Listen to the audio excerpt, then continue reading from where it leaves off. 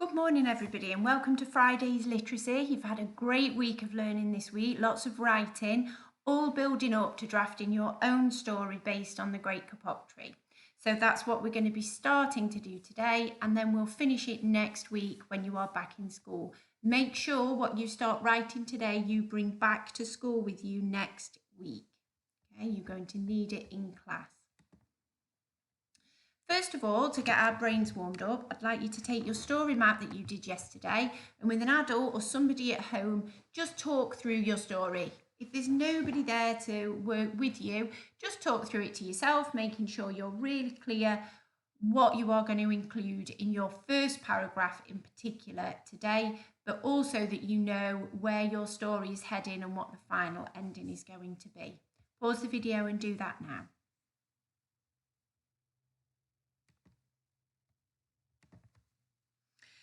So before we start drafting your toolkit, you need to think about what we are looking for today. So think about everything that we've been doing this year, what we're always looking for. So in the must column, you need to think about the things that you must include, what we call the non-negotiables in writing. What are we going to be looking for in this piece of writing?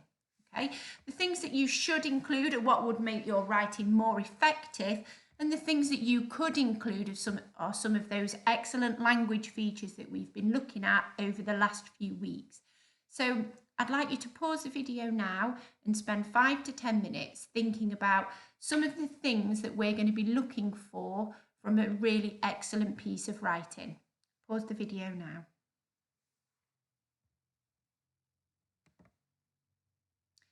So here's my toolkit that I made. So what we definitely need to be including in your paragraph today, capital letters and full stops we know are non-negotiable. Always a capital letter at the start of a sentence and for a name.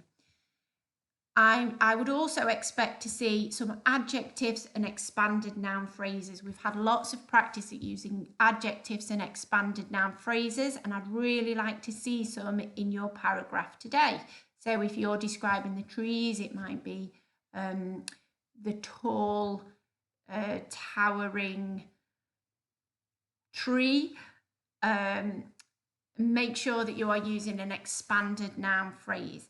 And finally, the final must are conjunctions. So we learnt about fanboys and a white bus, or some of you know I saw a wabub, using those conjunctions. So for, and, nor, but, or, yet, those fanboys that join sentences together, or some of those subordinating conjunctions like as, when, while, although, because. So we'd really like to see, rather than lots of short sentences, include some conjunctions to join those sentences together. What you should be including in this language are some of those things that we've looked at this week. Adverbs, lots of them ending in ly, not always, but you might particularly be using your adjectives when you're talking about how your character is walking or how your character is speaking. Show, not tell language. Now, this is particularly important today because your first paragraph, which is what we're focusing on today, is going to be introducing your setting. So if you're using the rainforest setting, like the Great Kapok tree, you're going to have lots of description about the rainforest, how it feels, how it sounds, what you can see. If you're choosing a new setting, this is really important because I need to have a clear picture in your mind of what that setting is like. I'd like to see some fronted adverbials, which we looked at yesterday. So you might start your sentence in different ways, and we'll look at a fronted adverbial to start with for your very first sentence in a moment. Speech punctuation, we might not yet have any speech punctuation. If you've got two characters walking into the rainforest, like in the Great Kapok tree, you might include a little bit of speech between them if you want to.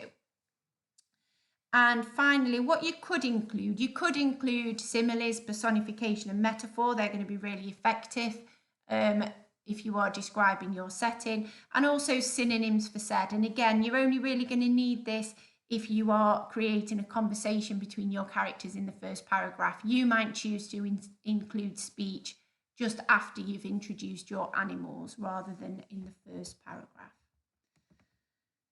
Okay, so we're only going to look at the first paragraph today. This paragraph focuses on the setting and describing the rainforest, or if you are going for challenge 3, describing whatever setting you've chosen. So the fronted adverbial, which starts the paragraph in the model text, is one hot sunny day.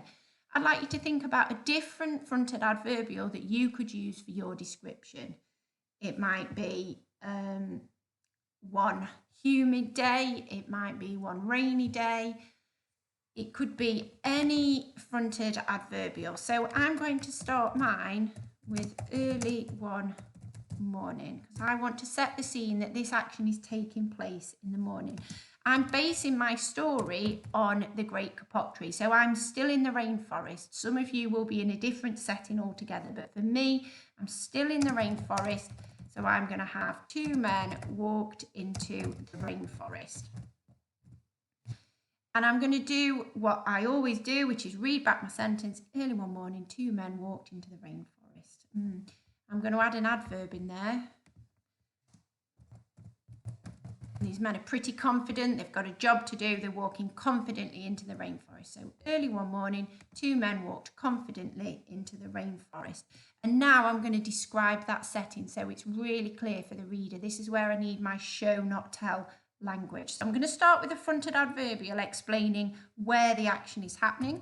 So I'm going to say, high above in the canopy of trees,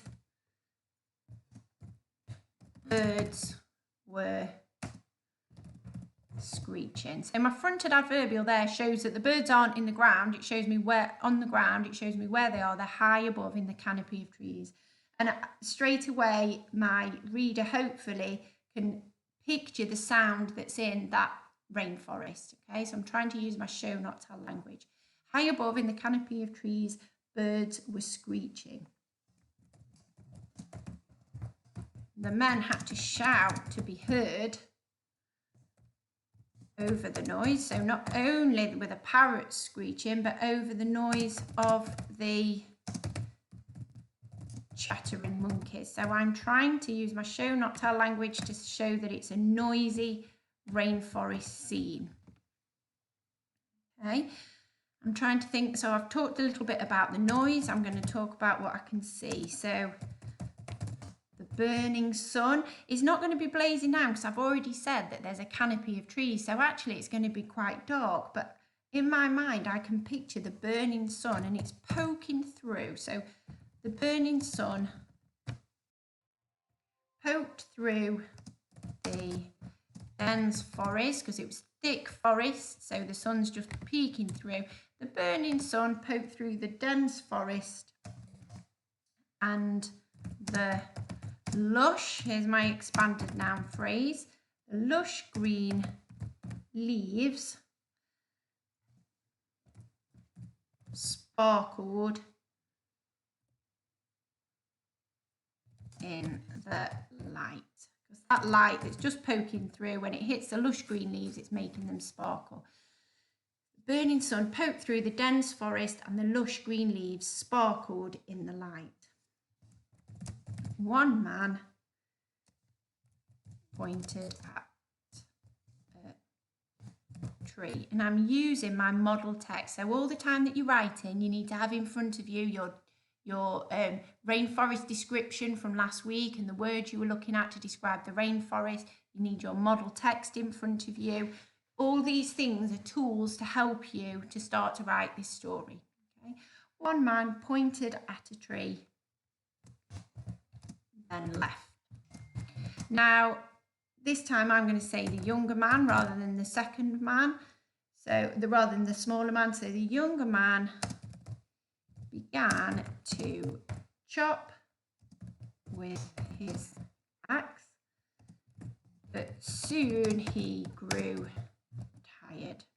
Okay. Now I know that the rainforest's been really noisy, so I'm not sure if he'd be able to sleep with that. So I'm just going to say that the monkeys had quietened. My spelling. The monkeys had quietened down.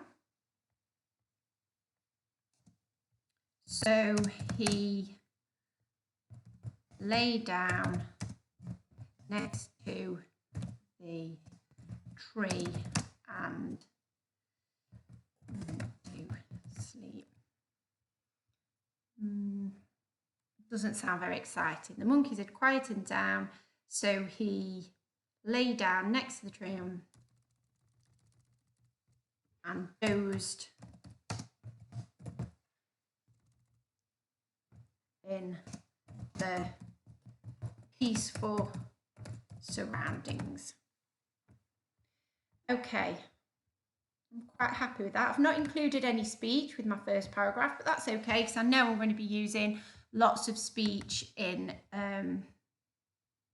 when I introduce my characters. Okay, so this is all my first paragraph. I'm just checking you're just going to have one paragraph here. I'm just trying to sort mine out. I'm going to read through it and check that there are no mistakes. I'm going to check I've got my capital letters and full stops in the right place. I'm going to check that I'm happy with the language. Early one morning, two men walked confidently into the rainforest. High above in the canopy of trees, birds were screeching.